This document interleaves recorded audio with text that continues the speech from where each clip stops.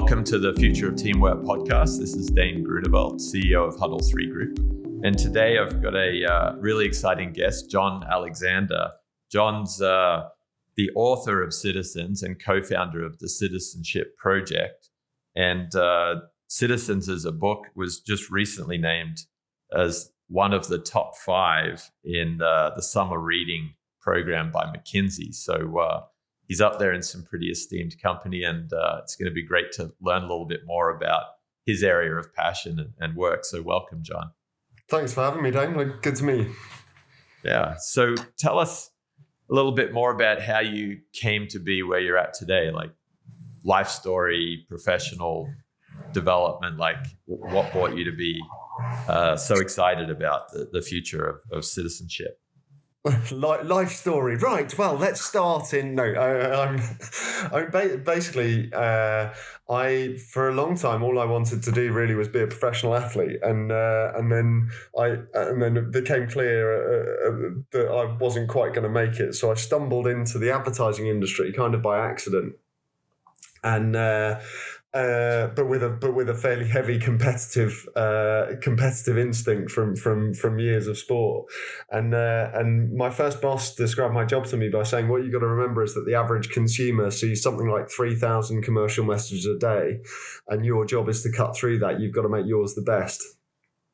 And for a while, because I was like this sports guy, right? I was pretty happy with the make yours the best thing.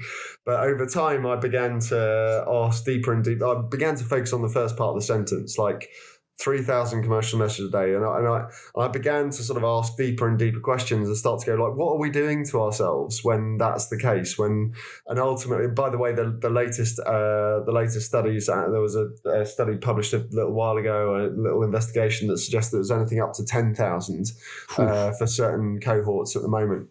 And so, yeah, what are we doing? And where I got to was really asking myself a question, which was, what are we doing to ourselves when we tell ourselves we're consumers 3,000 odd times a day?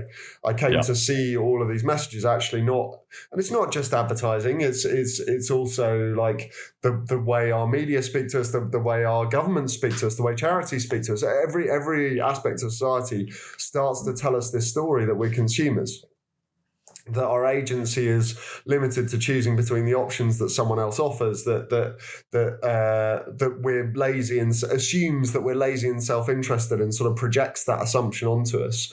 And I sort of came to realize that I was part of preaching this story that I thought was frankly pretty hateful. Like, I think it's in many ways, I think it's a kind of species level self-hatred complex. And so I went on I went through a pretty dark time, to be honest, and then came out the other side and started to ask myself, like, what would it look like to put the same creative energy into involving people in the world, into inviting their participation, not just selling them stuff. And founded this consulting firm, the New Citizenship Project, co-founded it with an old friend from Adland, actually. Started experimenting and really now, and the reason for writing the book, which was published back in March this year, was really going, oh my God, like this is getting super real. Like, and the diagnosis I would have of the moment in time we're now living in is that through this lens of story, as I've come to think of it, I think most of the people in positions of power in our society can only see two stories. They get two options, two possible stories. They can see the consumer story that we've been in for the last 80 years or so. And then they can see rising this, what I call the subject story, the sort of, as in subjects of the king, the kind of the authoritarian story, and because they only see those two, they think their job is to protect us from the rise of authoritarianism by maintaining this consumer story. But actually, it's exactly that polarity. It's exactly the insistence on the consumer story that's pushing people into the arms of the subject.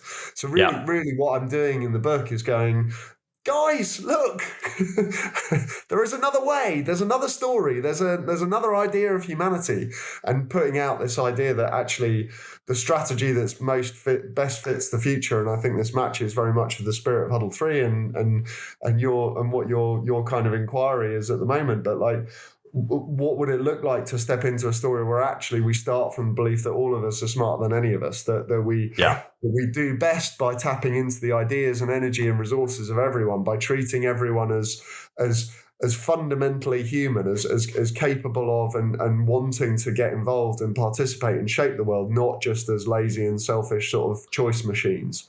And so, yeah, that's the sort of, you asked life story. That was quite a lot of it. I love it. No, I love it. And it's always fascinating to hear when that light bulb went off, when someone like you that's got this passion and this great direction for where people can be going has kind of found it. And coming out of Adland makes total sense. In fact, we were talking before the show about my good friend from university days, Alex Craven. He's working for Amazon these days. And whenever I sit down for a beer with him, I'm like, oh my gosh, I did not realize this is how this whole world worked, the data that we're collecting, the way that we're putting ads in front of people. And, once upon a time, as a parent, you had to protect yourself when you were going through the checkout. The kids could see the toys and the lollies, but now it's like all day, every day, at any time of the day. There's just stuff hitting kids, stuff hitting adults. It's nonstop. I hadn't really thought of it like that, actually. Yeah, it's quite a powerful metaphor. Yeah, sneaking the chocolate bar into the trolley at checkout to like what messages are coming at you where. I mean, this whole thing. Yeah. Amazon is a fascinating organization that it always makes me wonder, like, what story of success, what kind of idea of what it is to be good in the world is someone like Jeff Bezos living in. Yes. It's like, because I can't quite, part of this thing, a big part of the challenge of the work that I'm trying to do is that, and the ideas that I'm holding is you ask, I am starting from a point of view that says, like, people want to be good. They want to contribute. They want to make a mark in the world for the better. And that applies to those in positions of power as well. And yet the other part is, so sometimes the way I say it is I have two kind of fundamental beliefs about humanity. The first is that we're citizens by nature, that we're, as I say, collaborative, caring, creative. The second is that we are fundamentally storytelling and story-dwelling creatures. Yes. Like, we are fundamentally shaped.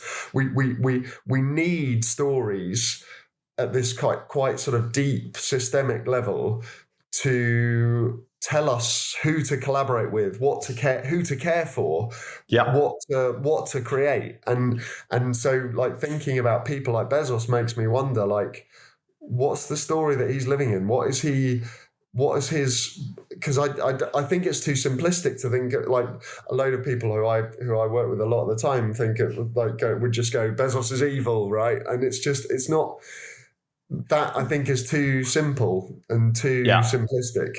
No, I agree. And it's fascinating, again, with that theme of story.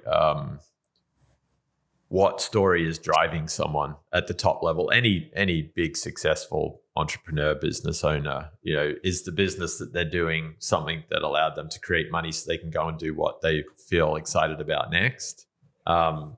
Has our culture, has our society made people believe that you had to work until you're in your 50s and 60s and had wealth before you could really start collaborating and making a difference in the community? I think that in some ways that has been part of the old world story, that the boomers, the Gen Xers, when you look at Gen Z, they're waking up today and they're saying, the first thing I want to do is go and make a difference in my community. I want to be supporting brands that do good for the environment. I want to be giving back. They're not waiting until they've amassed wealth or had success to make that impact. So it's interesting understanding what's driven those people to where they're at today and what's driving the new generations. I think that's right. I mean, I think the other thing you've got to remember is what the process of working your way up through the ranks does as well, right? Like, I'm sure you've had this in your career. I know I did in my time in advertising. Like, you make progress by kind of knowing the answers, by being and that in itself, that the very idea of being a professional carries with it the idea that you know the answer, rather than that you're really good at holding the space and holding the question and inviting other people to come up with it. And then when you get to a certain level of seniority, it's sort of conditioned you to behave in that way, to have a kind of, it's almost like we've designed a system that would maximize that kind of hero complex, which is then really problematic because it pushes everyone else out.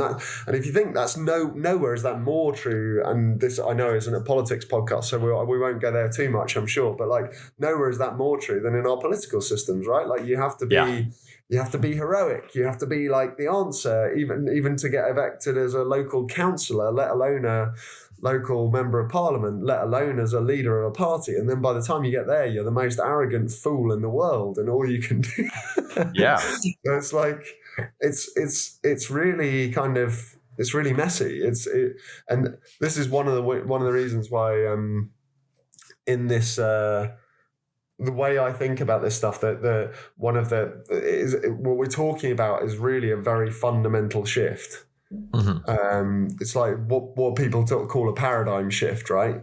And that word is kind of bandied around too much. It's like a paradigm shift in digital technology, a paradigm shift in drills. It's like fuck off. But this really is a paradigm shift, I think. And it's like, and the nature of those real paradigm shifts is that because system stories evolve like processes and ways of working and ways of behaving, mm-hmm. when a paradigm falls apart, there is always there is a collapse phase because for a while people know that the story is broken, know that the system is broken, but the only processes and only like structures and so forth that we have are all built in that story, even though we know it's broken. Yes. And before we can, like, we have to do the work of building the new systems and processes and structures while we're still living with the decline of the old. And I think that's I find that a really helpful way to understand the time we're living in. It's like, we all know this is busted, right? Yeah. Like, if the moment we're honest with ourselves and we look each other in the eye and go, you know it's screwed, don't you? And it's like,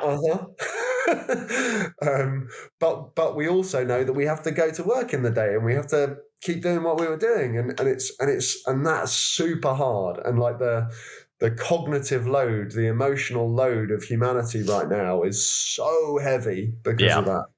And I'm seeing that with friends in every field at every stage of life. We're out there having conversations, you know, how's the family, how's work, how's the community sports team? And that load is very tangible.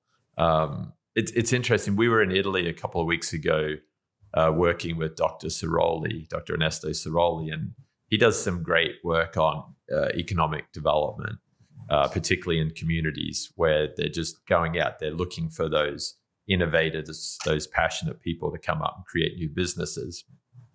So we're out there talking to him, and a few of the things that you touched on, Jon, he's all about, like the conformity that's created by our education and our career paths, that needing to be the knowledge holder, where actually the real way we need to go is to democratize that knowledge, to invite more people in.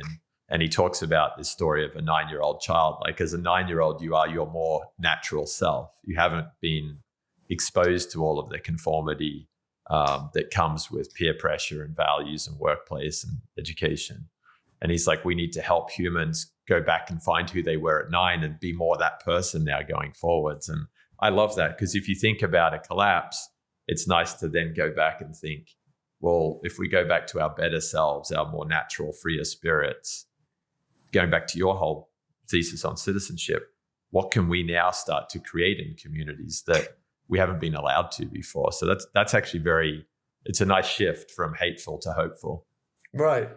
I mean, that example, that sort of framing makes me think of one of my favourite stories from the research for the book, which I'll just give you the very brief version of. You'll have to read the book for the full version, listeners. But this is the Taiwanese government's response to the COVID crisis. They basically the response was characterised by treating the whole nation as participants in it. So they actually never went into lockdown, but they did respond very quickly, and they basically, like I say, treated the whole nation as part of the team. So they did things like because it's Taiwan and quite a high tech nation, they set challenge prizes to build apps that would track face mask availability and all this sort of stuff. And this is what you prompted with your reference to Dr. Ciroli, was it? So they set up a phone line where any citizen could ring in with ideas for how the country's response could be better. Yeah. With a voicemail, I think, recorded by the president herself. Wow. And the story goes, a 6-year-old boy, I think it was, rang up and said, the boys in my class don't want to wear their face masks because they're pink and they think that they're girly. So you need to do something to make pink face masks cool, and I think you should work with the baseball team because all the kids love baseball. And apparently 3 days later, they had the little boy, the president, and half the Taiwanese baseball team on the. Isn't that amazing?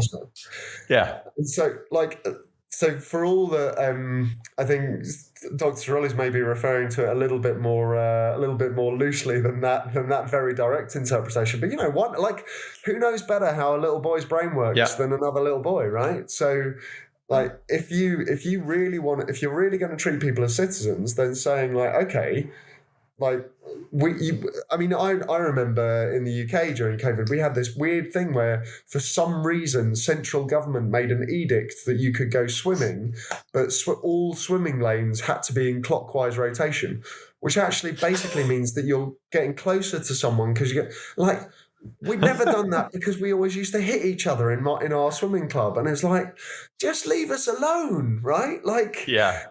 It is that like that sort of absurdity.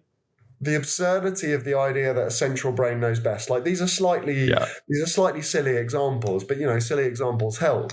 But that's like that someone who's climbed the ranks at the Department for Sport or whatever, has been conditioned to believe that they should know, and therefore it's like just like put some faith in people. Like maybe that's the other thing I would draw out of the Taiwan thing. I interviewed the minister who led the Taiwanese COVID response. Yeah. In the research for the book, and at one point I said, like, people of Taiwan must really trust the government for you to be able to do this stuff. Like, and I can't imagine it. And the response was, we don't want people to trust the government. Interesting. What we want is for government to trust people. That's a great reverse. I like that. And the same is true in business and charity and NGO. Like, I think the whole thing of like it's not just politics, but also the consumer story isn't just business. Like, I've done loads of work with charity, with big charities who come to see themselves as sort of competing for their donors and offering like value for money propositions. Like, no, guys, you're in totally the wrong game. Like, what you're and treating the other people like as beneficiaries and victims, and it's like, no, the key here has to be about recognizing that humans are creatures who need agency. Yeah. And so what you're about has to be creating the conditions for them to find that. Yeah. It is interesting, like you say, even in the not-for-profit world, the consumerism that's driven there. Grants have always struck me as very odd. It's a way to get money, but grants are often written by governments in terminologies which are outdated. So let's talk autism for a minute. Autism in Australia, my home country, is still classed as a disability. Now, that goes totally against the grain of how we're trying to educate people on neurodiversity, that autism can be a superpower, not a disability. But all of these organizations have to keep talking about disability because that's their only way to access the grant money. And so we're going about things in the wrong way. And these bits of language, like I've actually just been New Citizenship's just been doing some work on autism in the UK. With it's fascinating that I totally agree.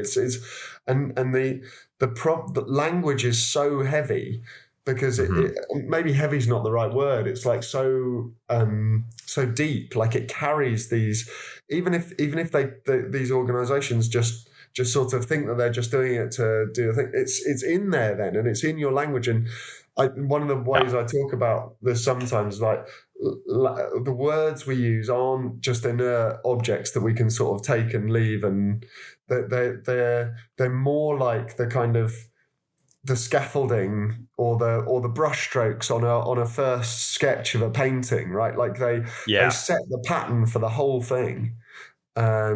And this is true of the word consumer as well. Like when in a business, if you talk about people as consumers, you are unconsciously in every meeting where you use that word, you're conditioning everyone in that conversation to have the assumption that people are lazy and selfish and that the only thing they can do is choose between options. When you it's really, words matter so much. There's even been I was involved in some social psychology research. One of them was a resource dilemma scenario. So the way it worked was we gave 2,000 people a scenario. We said you're one of 4 households dependent on a single well for your water supply.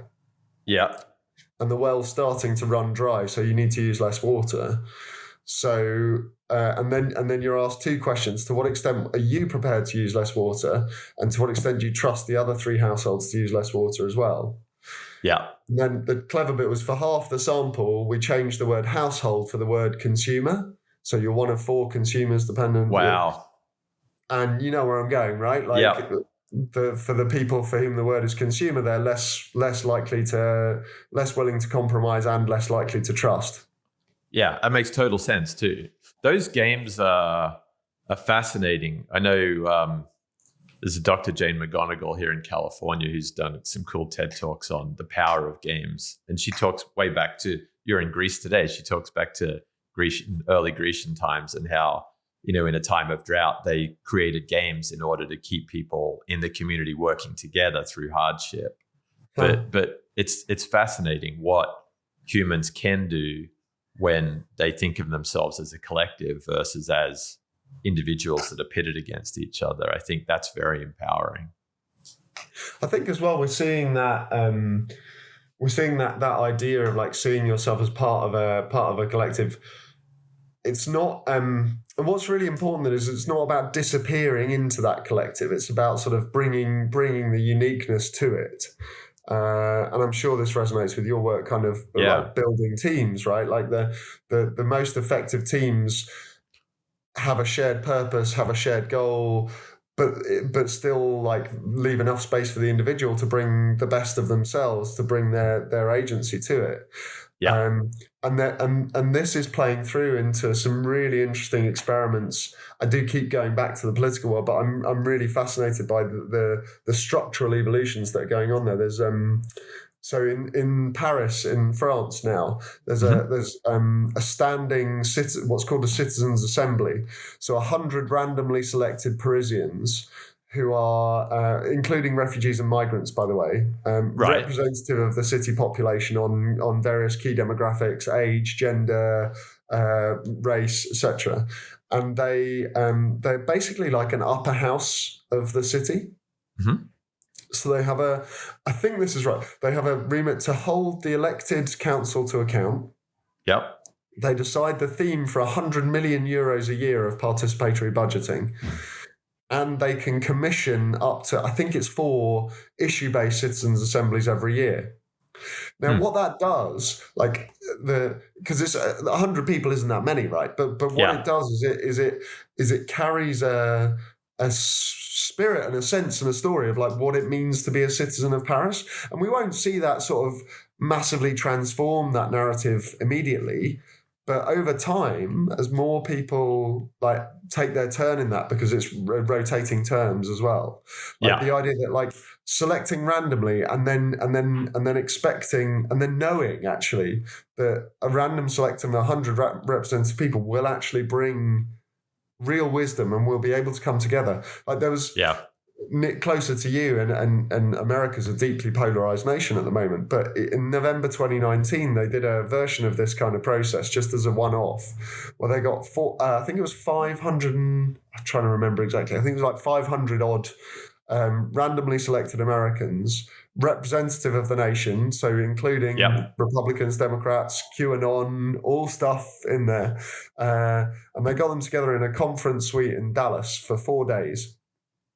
And they split them up, a whole load of deliberation, and they found that people like came together dramatically. Like some of the sort of more left leaning moved right on a couple of things, but held on others that were really core for them. Some of the right leaning moved left on a couple of things, but the critical thing was that what's called affective polarization, which basically means not just like, so there's issue polarization is where you disagree on something. Affective polarization is where you read into that disagreement that the other person's an asshole.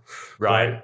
Yeah. And they found that affective polarization decreased dramatically. So people still kind of disagree to an extent. It was 4 days, right? But they massively decreased their kind of like hatred for each other, frankly. The really funny thing, my favorite thing about this whole thing is apparently someone was telling me that that this whole project nearly didn't go ahead because they had the budget raised and they knew what they were going to do, and then they got the insurance bill through and they couldn't afford it because the insurance company thought that people were going to kill each other. That's a pretty sad reflection of what our risk and actuary folks have come to believe of the world. That's nuts. It's funny, you talked earlier about agency. Agency is a really interesting word. I've been thinking for some time, even pre-COVID, that there was a need to create more agency for employees and teams and workforce, because there is this isn't taking a socialist view of, hey, employees should have control of all of the resources and go forth, do whatever they want. But it is more empowering people to bring, I like the word you use, bring their uniqueness, not feel that they can only work for this one company or they can only work in this one profession, but they can, be who they are and actually be recognized for who they are outside of conventional career paths and job titles and whatever else it is out there.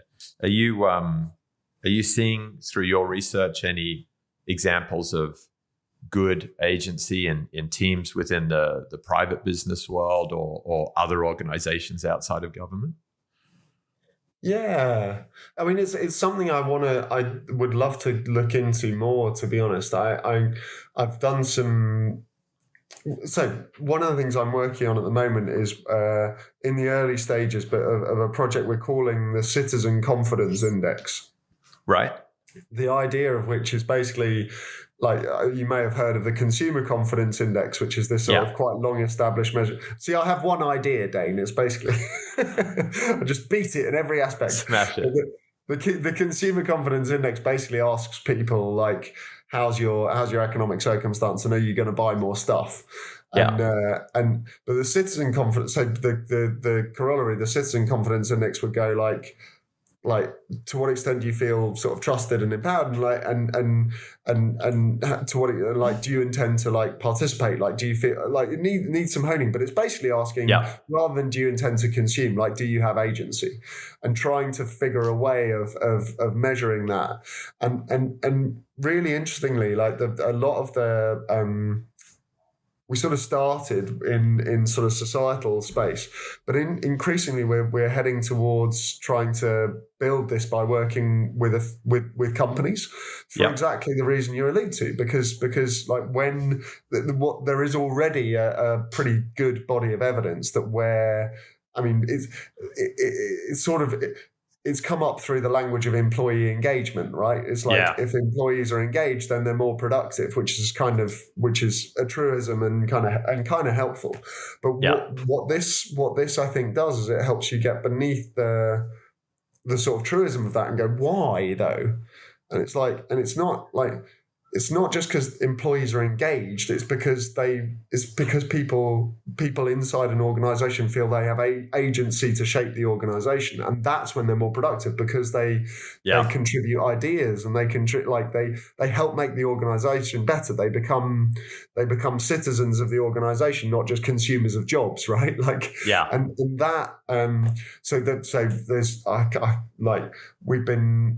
There's the problem when you start talking about private sector clients and work is that they don't want you to say it publicly. That's right. Yeah, you got to hold back on that. Yeah, exactly. We're working with a very large multinational,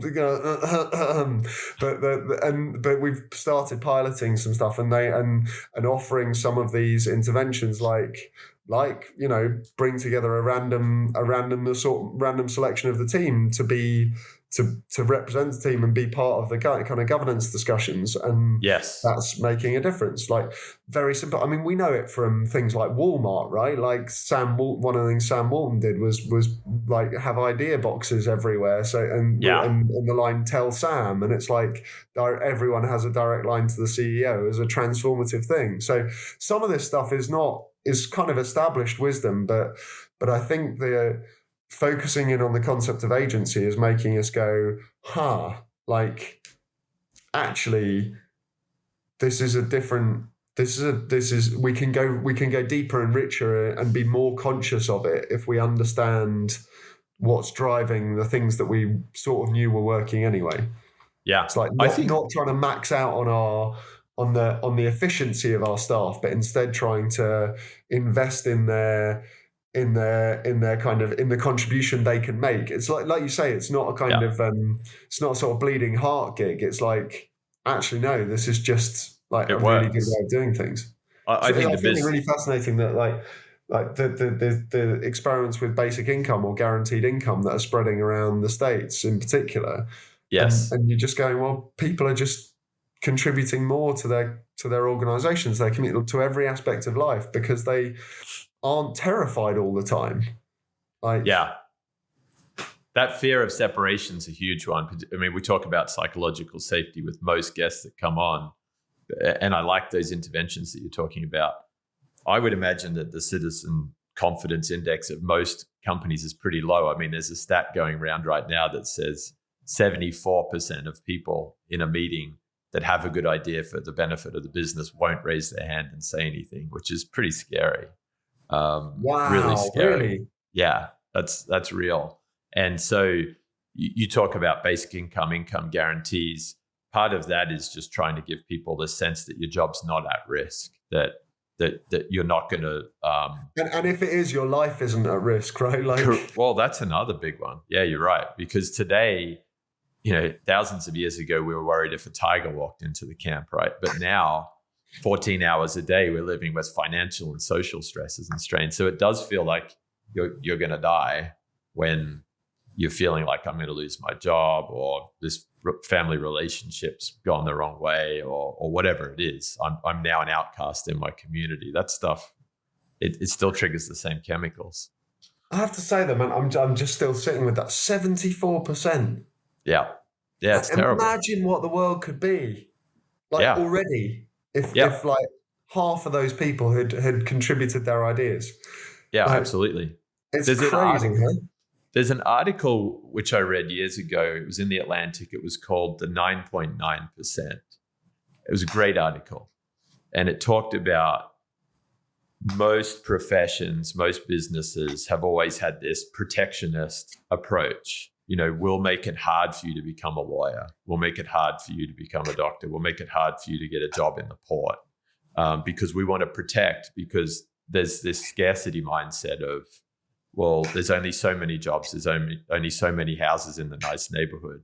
So we're going to protect each other. And the way the 9.9% came up is it said 0.1% of the world is the Jeff Bezoses, Bill Gates, the crazy rich.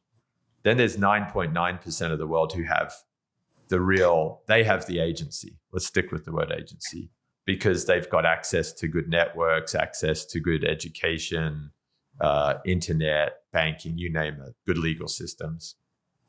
And then you've got the 90% of the world that's kind of locked out because they don't have any of those resources available to them.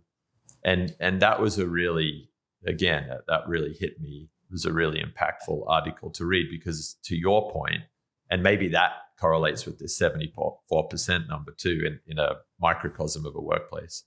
To your point, we're leaving so much value, just out there because we're not inviting people into the problem solving like the Taiwanese government. Yeah, and it's just like the wisdom and so forth that's just being left at home, like as a result of that, or being squashed worse. Like and this really it really came alive for me. The day that I really committed to writing the book was during the pandemic, and the UK government had reacted slowly initially, and then did their sort of stay at home, like do as you're told thing, which was kind of needed and whatever. But what was fascinating was that what happened, what was actually going on, and what had started before government even responded was that mutual aid groups started springing up everywhere, and street WhatsApp groups, and then the government started this thing called the NHS First Responder Scheme, National Health Service, like volunteer, like auxiliary kind of thing, and they built the website for 250,000 people to sign up in 3 weeks, and 750,000 signed up in 36 hours, and crashed the website, and then they had to shut it, and it was like, what? And in that time, from February to May 2020, the proportion of the population who agreed that Britain's a place where people look out for each other went from 19% to 63%, like that's unheard huge. of. Yeah, and then the message then changed, because like stuff was going wrong, and people were dying because the government had reacted too late, and and what they changed it to was like, I sort of think of the Taiwan thing. I'm like, imagine if they changed it to like, let's do this. Like, you guys are doing great. Like, amazing that there's 5,000 mutual aid groups. Let's see if we can get to 10,000. And like, amazing that 750,000 people signed up. Actually, let's like give the software that was doing the signups to local hospitals and let them coordinate it, because you guys are clearly on it. And like, and then imagine the explosion that could have happened. And what they did instead was they changed the message to stay alert, like go, like control the virus, and they basically did a whole thing of like, go back to your lives, go back to normal, councils go back to providing services, like, and we even had this campaign called Eat Out to Help Out, where people were given like money to go to restaurants, and it's like, what the, like, we just flipped all the good work into the wrong direction. And this is in a way, this is the thing, right? It's like, because this is what's so interesting about that, what's so fascinating about that moment is that the space opened. And I think there's this thing that I think we all need to, that like people like you and I need to ruminate on a lot more of like, so what is it that does that, like, that opens those spaces, and how can we be ready if that opens again? Because, you know, like I mean, Florida right now, right? Like these moments where actually everyone is in it together are gonna come again. Like and people we need to be ready, because we're expecting, because we know that what's going to happen actually is that people, like, rather than there being some who are, like you say, kind of 0.1% who are like whatever, 9.9 who are probably going to be fine, and 90% who are kind of precarious. Like, in those moments where something really big happens, 99.9% are going, Jesus, we've got to help each other. Yeah. They're not going to go, I'm going to climb on top of the other. They're going to go, we've got to help each other. And so Yeah. what can we do to design to be ready for that moment, I think is a really big part of the challenge of living in this time. Because if you, like, going back to what I was saying before, like, we know we're in collapse, right? We just cut the crap and we know it. So that means that there's going to be like breakages and openings. And I quoted in the book, it's a little bit cheesy, but the Leonard Cohen thing, like, there's a crack in everything, that's where the light gets in, right? Yeah, I love that. It's like, what is it to be ready for that moment? Yeah. And how can we do that in teams and organizations and in towns and communities and in like whole societies? Because like, it's going to be at all those scales. It is, yeah. And it's, it is designing for, I like that open space that you use because it's very visual. It's designing for that open space, but not around a hurricane or a pandemic, but just around a series of small projects, because then it creates, I always like to use the word muscle memory, sportsmen like you. I think once you get that muscle memory, it's so much easier to just get up and do it, right? So we've got to create lots and lots of small designed open spaces for these people to come together. And it's not just in their day jobs, it is in the community. And I think that's the future of teamwork. I think that's something that is, I'd be excited for my kids to be a part of for sure. Yeah. And that like, that, I guess what I'm maybe most hoping to offer with the book and with my work really is like, we actually can have this be a time when we do look forward to our kids living in something better than we live in, right? Like I think it can feel, I don't want to say that lightly, because I think it can come across as like Pollyanna-ish in the context that we're living in of like climate emergency. Like, I'm not denying any of that stuff. Yeah. But actually, like, when you sort of re-see this moment not as like inevitable decline and the playoff of these two stories of subject and consumer, and like, will we be able to sustain what the life we have now in the face of authoritarianism? But instead you go like, can we evolve into this deeper, richer story of humanity? And like, because I mean, like, I keep going back, you've really got me fixated on that 74% stack. You're like, well, imagine if we had all of those ideas on the table, like, right? Like we'd like, if we could put all of those ideas that are currently suppressed to bear on climate, on poverty, on what, like, we would, humans are great, like, we can do it, but we just have to not tell ourselves that we're lazy, selfish assholes, because then we won't. And no, that's it. And I like, again, your use of the word evolution. I think evolution is where we need to go. We don't want to go revolution. That's going to be too painful. I mean, you talk about collapse, you talk about some of the things we've been talking about, the Great Resignation. I wouldn't call that a revolution. I would say there's some people thinking differently about the way that they work. But I think we're actually evolving. I think that'll just be a blip on the radar. We're evolving into a far more empowered environment for teams, partly because of the need, partly because technology makes it easier right now. And I agree. I mean, going back to being hopeful, the abundance theorists out there tend to be more focused on hardware and software. It's very technology driven. They're not thinking about the human, where actually I'm more inclined to think that the technology will exist, but it's the humans that are going to build it and deploy it. And that's where we've got to focus more of our time and attention. I think that's really true. Maybe two things that I would say. One is on this thing about revolution and evolution and collapse, and like, so firstly, I agree with, like, revolution is not what we want, right? And just look at the revolutions of 2011. Look at the so-called Arab Spring and so forth. Like, revolution without a new story, without a shift, just a collapse tends to just create a vacuum that then sucks even worse stuff into it, right? Yeah. I mean, that's a huge generalization. I don't want to project too much. I shouldn't have specifically, that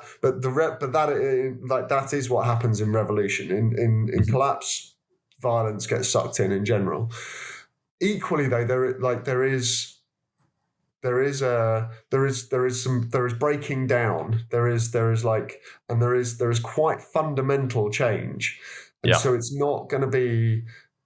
The thing I worry about with the language of evolution is that it feels like it's just it's just sort of going to be sort of a seamless kind of, it's going to be fine, like we're heading in the right direction, and we're not, right? Like there are some things that need to fall. It's still a struggle. It's still a struggle, man. Yeah.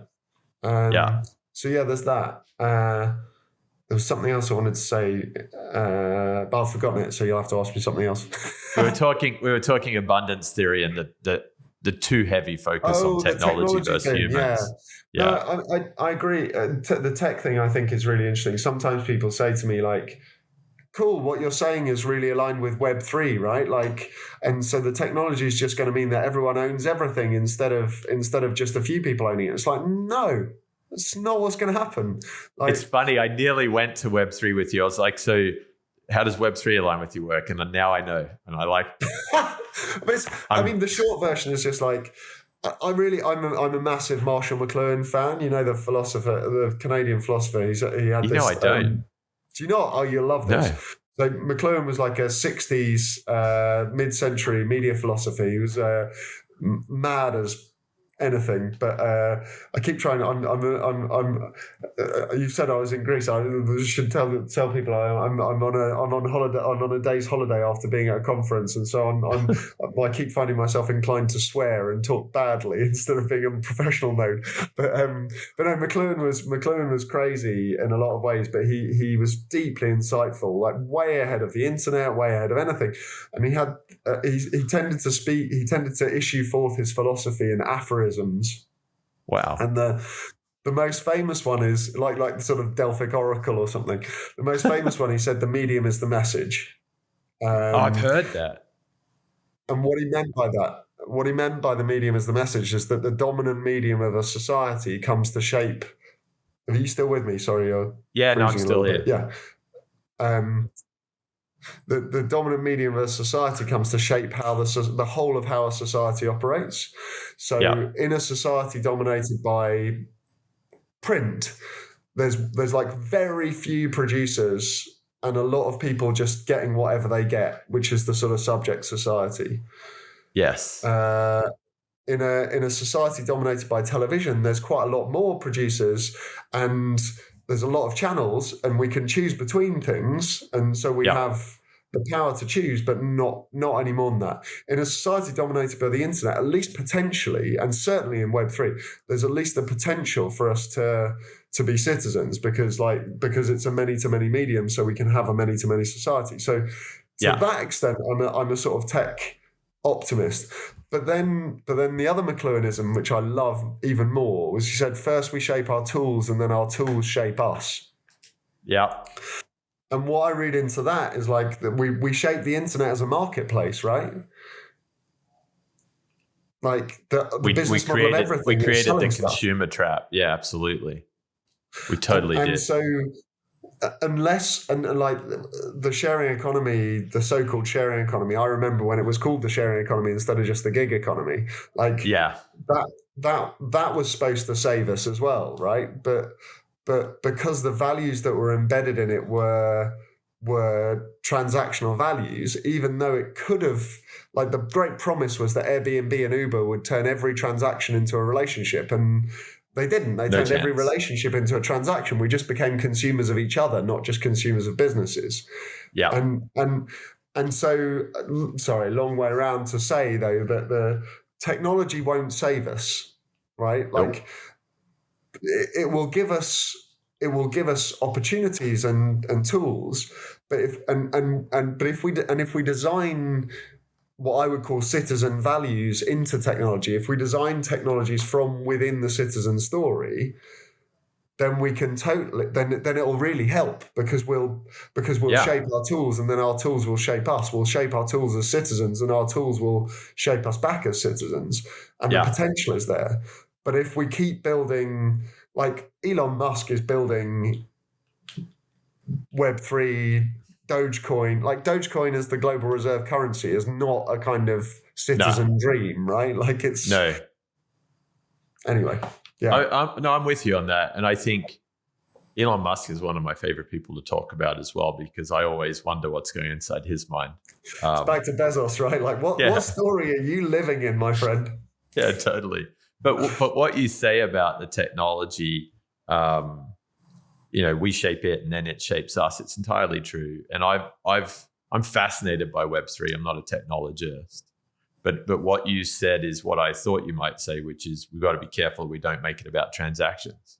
It's got to be about the human value, and this concept of designing with citizen values that excites me. I think that's something that teams and technologies can really benefit from. So I'm definitely going to go and read the book and probably give you a call back, Jon, and say, "Hey, Jon, I'm trying to build this. How can you help me?" Well, we should try and figure out this citizen confidence index at organisation level together. That could be some fun for a start. Yeah, that sounds really fun. Well, Jon, it's been great today. Thanks for taking time while you're in Greece on your day off. I heard so many great sound bites, but that concept of the government saying we don't want the people to trust the government, we want to trust the people, that's huge. I think that's a big part of teamwork. I love the words matter piece where we talked about just the way it creates the brush strokes, the way that it scaffolds what you're going to be doing and how you're going to be doing it together. This whole concept of intervention to invite people to participate as citizens and bring their uniqueness is a huge theme too. And then, without going into the Web3 depths, the creating open spaces and maybe how we use technologies and get people around these open spaces to build that muscle memory. There were some great takeaways for me and no doubt for the listeners. Thank you very much, man. No, it's nice to play back. That's a good idea. I like it. Yeah. And if the listeners want to reach out to you and either be part of this Citizenship Confidence Index or maybe have the Citizenship Project come in and do some work with them, how do they best find you? So you can find me at jonalexander.net, jonalexander.net, no H in Jon. You can find New Citizenship Project at newcitizenship.org.uk. I'm on LinkedIn and Twitter. I'm terrible at anything beyond those because I feel like my life is already sucked into them too much. But yeah, come find me. It's I think something's really building with this. So yeah, it is. No, you're onto it. Thanks, Jon. I appreciate you sharing it with us. Thank you very much for having me, Dane. Good to talk. You bet.